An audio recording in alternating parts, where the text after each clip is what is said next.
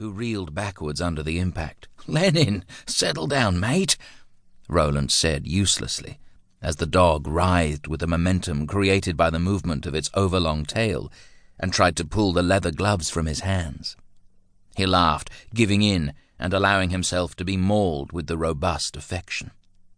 Eventually Lenin calmed, and having claimed a glove, retreated to the car to chew it in peace. Rowland removed his aviator cap and goggles. He was boyishly elated.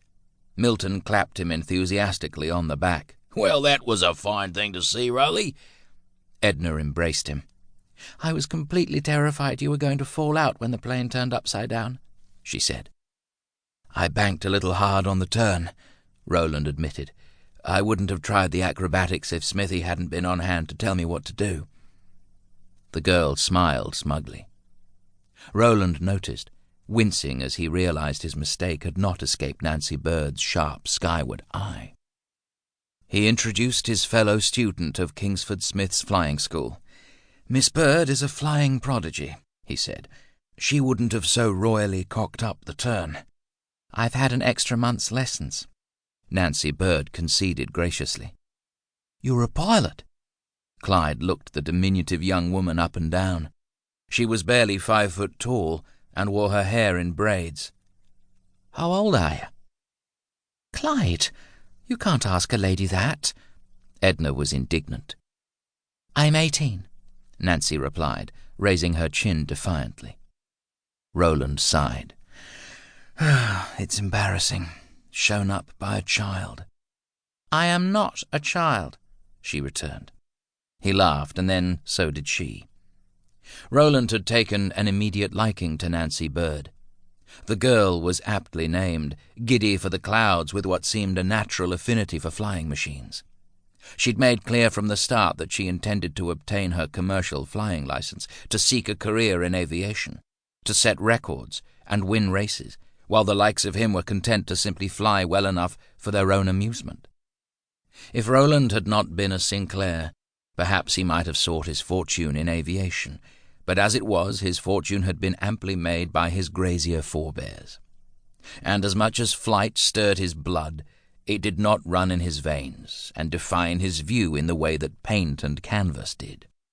Even 1,500 feet in the air, he'd found himself composing a portrait of Kingsford Smith against an inverted horizon.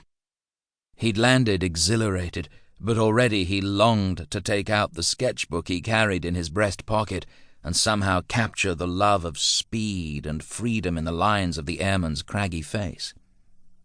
Milton handed him a glass of champagne, whilst Edna found a bottle of ginger beer for Nancy in the abundant hamper packed by Rowland's housekeeper. The poet put one arm about Rowland's shoulders and raised his glass with the other. "Thou wast not born for death, immortal bird." "Keats," Rowland murmured. His friend had been reading Keats of late. Milton's reputation as a poet was earned primarily through a propensity to borrow shamelessly from the English bards with neither public nor private acknowledgment that the words were not his. "Are you referring to me or Nancy?" "I'd be delighted to propose an appropriate salutation to the exceptional young lady," Milton said, winking at Nancy Bird. "But I thought that first we should toast the fact that you didn't die." "Hardly reason enough," Kingsford Smith declared as he joined them. "But you may want to celebrate that Mr. Sinclair's license is now endorsed, so he may take his biplane and a passenger up whenever he pleases." The aviator accepted a glass of champagne and raised it towards Rowland. "Just watch your turn, Sinclair.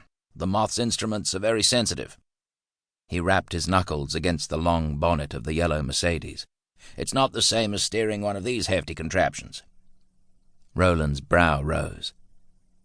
"You want to get yourself a vehicle with good British engineering," Kingsford Smith continued, warming to his subject. "Still, I suppose all these automobiles will be obsolete in time." Rowland muttered something unintelligible. Edna smiled. Rowland did not receive any criticism of his beloved motor kindly. "You could fly back to Oakley this year, Rowley," she said, deciding to direct the conversation away from the slandered automobile. With the Yuletide approaching, Rowland Sinclair and his house guests